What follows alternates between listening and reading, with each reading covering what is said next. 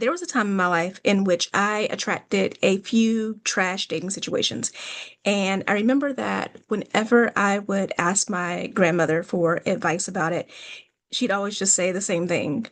God is not the author of confusion, or God is not the author of chaos. And it used to annoy the heck out of me. But then I realized what she was trying to get at.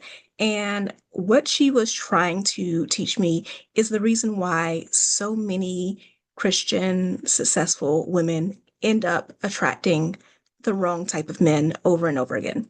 So hi, welcome to my channel. My name is Keisha Rice. I am a dating coach. I'm also a hypnotherapist.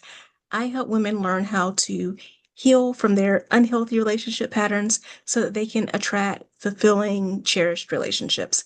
And let's talk about being stuck in talking about old patterns and unhealthy patterns, being stuck in that loop of ghosting, of being lied to, of relationships that just, they start heavy, but then they fizzle out, or just being with men who aren't ready for the level of commitment that you're ready for. I want you to know that if you are finding this happening to you over and over, it's not because there's something wrong with you or because you are unworthy, but there is something that you're probably doing wrong. And, now would be the time to correct it. I have worked with all kinds of successful women in my From Toxic to Thriving coaching program. I've worked with women who are successful in all the other areas of their lives, right? They are entertainers, or they're preachers, or they're CEOs, or they're climbing the corporate ladder, or they're business owners like me.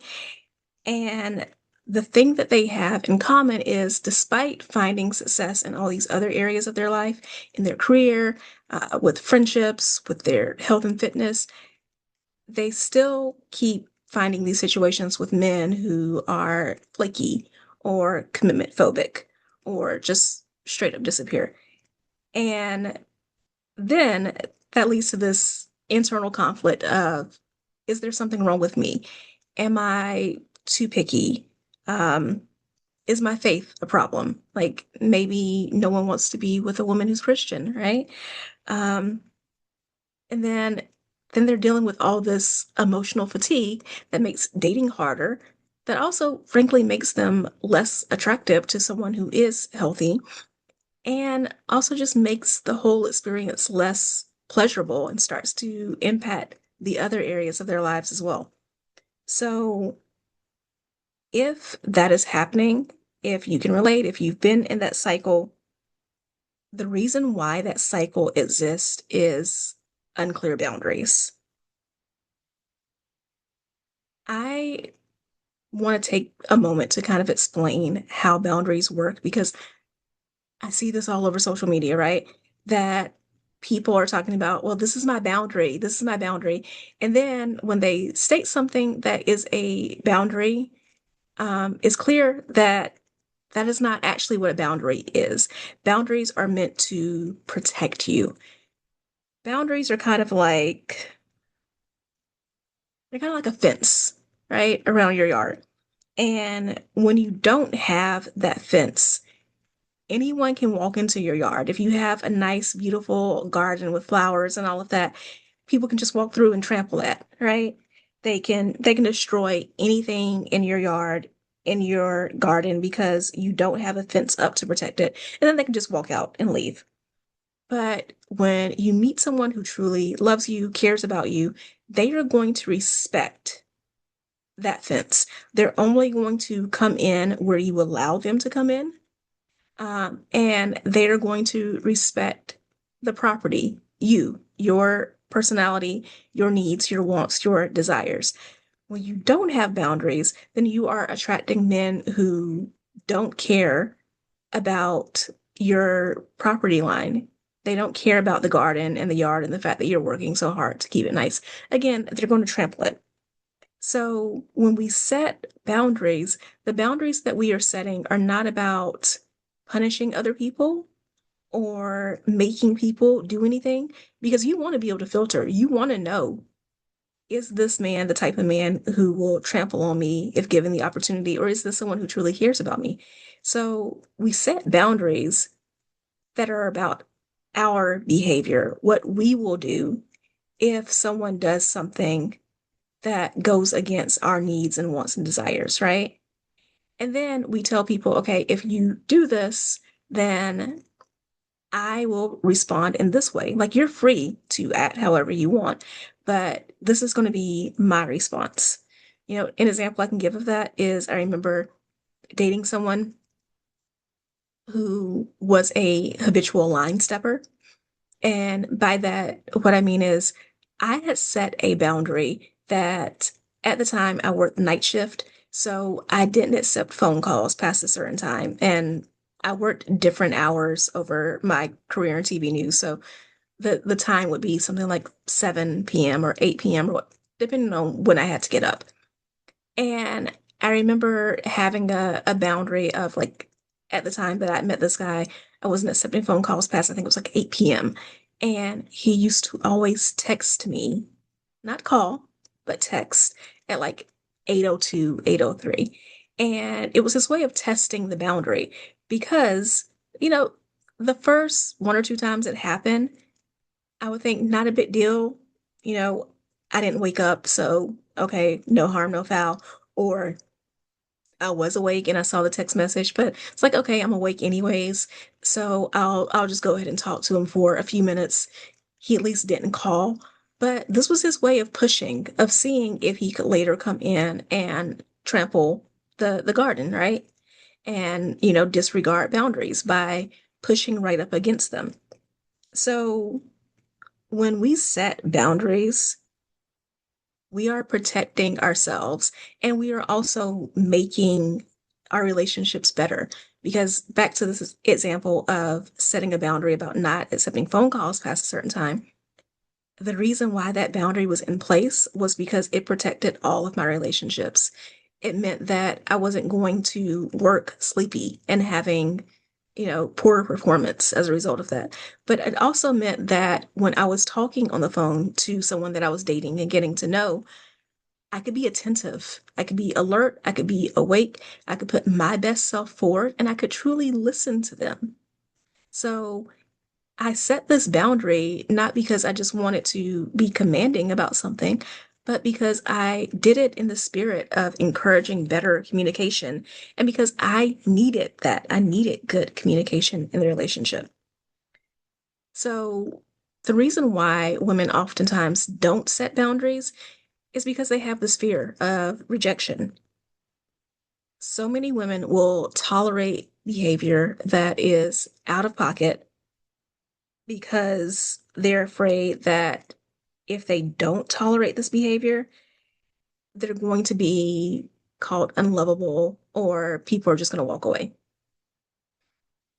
They also do it because of societal pressures. We are raised to be nice, to be accommodating, right? And we're also told to be patient and to give people chances, and especially to be patient in relationships, right? That we need to wait on God to send the man, and then we need to wait on God to fix the man and heal the man so he can be right for us. And God does not want us to be passive. God does not want us to be side characters in our own lives. He wants us to be the main character. And when you don't set these boundaries, you are wasting a precious resource. God calls on us, the Bible calls on us several times to steward our resources, and that includes time. So when you don't set boundaries, you are wasting time, spending months, maybe even years in a dead end relationship. You're also draining your energy because you cancel plans with friends, you neglect your self care to accommodate someone who's not serious about you, to accommodate somebody who will use you and abuse you. And then every time this happens, every time you repeat this cycle of not having boundaries, someone, disregarding your wants and needs and then leaving, it shakes your confidence, it shakes your sense of self-worth, and then you find yourself in situations where it becomes even more tempting to settle and to take less and less and less. This is not the life that God has for you, right? I think that verse where I know the plans that I have for you, I think it's Jeremiah 29, I believe. For I know the plans that I have for you, plans for you to prosper, plans for you to have an expected end. And being in a trashy relationship is not prospering. It is not an expected end, right? Um, but you can change that. Like I've had more than one client who found herself in cycles where she was attracting men who weren't ready for commitment. But then once they learn to set boundaries, once they learn to uphold a standard, the men who aren't serious will fall away, right? Because they're not going to deal. Unfortunately, women who don't have boundaries are a dime a dozen. So if you have boundaries and if you have standards, they'll just find someone who doesn't, right? But the men who are serious about them will step up and show that needed respect. So you have to learn how to let your yes be yes and let your no be no. Back to what I said about my grandmother telling me that God was not the author of chaos and confusion. Whenever I was metaphorically letting someone trample my garden, all I was doing was bringing chaos and confusion into my life. And by learning how to set boundaries and learning how to say, no, this is not acceptable to me. And, you know, you can do what you want to do. If you want to be the type to have late night phone calls, then you should go do that with someone else, just not with me, because I'm not going to answer the phone, right?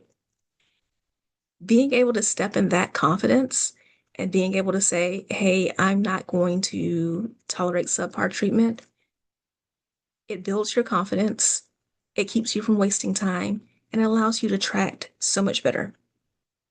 So, this goes back to the whole idea of faith without works being dead, because you can pray all you want to. But if you're not also moving intentionally with respect for yourself and with love for yourself, then you're going to find yourself constantly sitting on the sidelines of life instead of what you should be doing, which is preparing yourself for the right person, for the right relationship, and for the beautiful life that is ahead of you. So here's how we're going to stop that and help you get some boundaries. First of all, you're going to write down what are your standards and what are your deal breakers in a relationship. You're going to talk about the character that this man needs to have. You're going to talk about the values that he needs to have and how his faith is going to align with yours. Then you're going to communicate your boundaries early. Back to the whole no phone calls after a certain time thing. I used to communicate that not even on the first date, but before the first date, like in a message before that, right? Um, and then you're going to redefine what it means to have attraction versus having attention.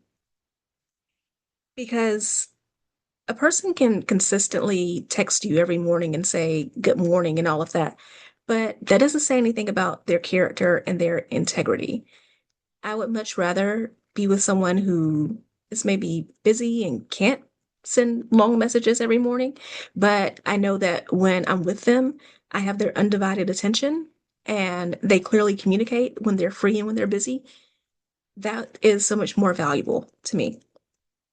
And invest in yourself, invest in your spiritual growth, invest in your health and your wellness, invest in your career and your hobbies, because the more you invest in yourself, the more confidence that you're going to have in yourself. And then that's going to make it easier for you to communicate your boundaries because you've been putting all this work into yourself. And if you've been putting this work into yourself, you want somebody who respects that.